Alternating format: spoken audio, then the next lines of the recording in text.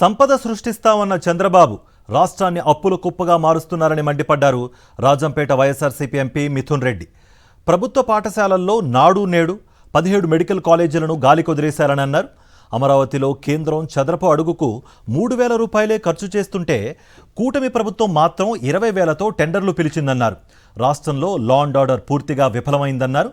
పేకాట, గంజాయి వంటివన్నీ టీడీపీ నాయకుల కనుసన్నల్లోనే నడుస్తున్నాయని ఆరోపించారు మిథున్ రెడ్డి. అన్నమయ్య జిల్లా సదుం మండలంలోని పలు గ్రామాల్లో పాదయాత్ర చేశారు మిథున్ రెడ్డి. ప్రజల్ని పలకరిస్తూ వారి నుంచి వినతి పత్రాలు స్వీకరించారు. అంతకుముందు వైఎస్ఆర్సీపీ ఆధ్వర్యంలో పెద్ద ఎత్తున బైక్ ర్యాలీ నిర్వహించారు.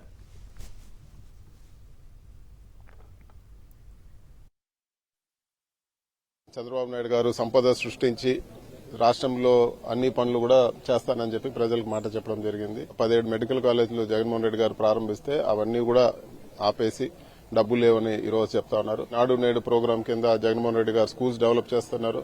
అవన్నీ కూడా పక్కన పెట్టేసి ఈ రోజు ప్రైవేట్ వాళ్ళకి అడ్మిషన్లు పెంచే పనిలో ఈ రోజు ఈ ప్రభుత్వం పడింది. ఎస్ఎఫ్టీకి 3,000 రూపాయలు ఖర్చు అయ్యి ఈ రోజు సెంట్రల్ గవర్నమెంట్ అమరావతిలో పనిచేస్తే అదే పనిని 20,000 రూపాయలకు ఈ రోజు పనులు టెండర్లు పిలిచి వాళ్ళకి కావాల్సిన 3-4 ఎవరైతే తెలుగుదేశం పార్టీకి ఫండ్ చేస్తారో వాళ్ళకే పనులు ఇచ్చి ఈ రోజు 1,000 కోట్లు కొట్టేస్తున్నారు. కానీ రాష్ట్రంలో ఈ రోజు ఎక్కడ కూడా పేకాట గానీ గంజాయి గానీ తెలుగుదేశం నాయకులకి సంబంధాలు బయటపడతా ఉన్నాయి. లా అండ్ ఆర్డర్ పూర్తిగా ఫెయిల్ అయింది. లా అండ్ ఆర్డర్ ఈ రోజు పేరుకి హోమ్ మినిస్టర్ ఉన్నా కూడా లా అండ్ ఆర్డర్ పూర్తిగా చంద్రబాబు నాయుడు గారి చేతిలోనే ఉంది.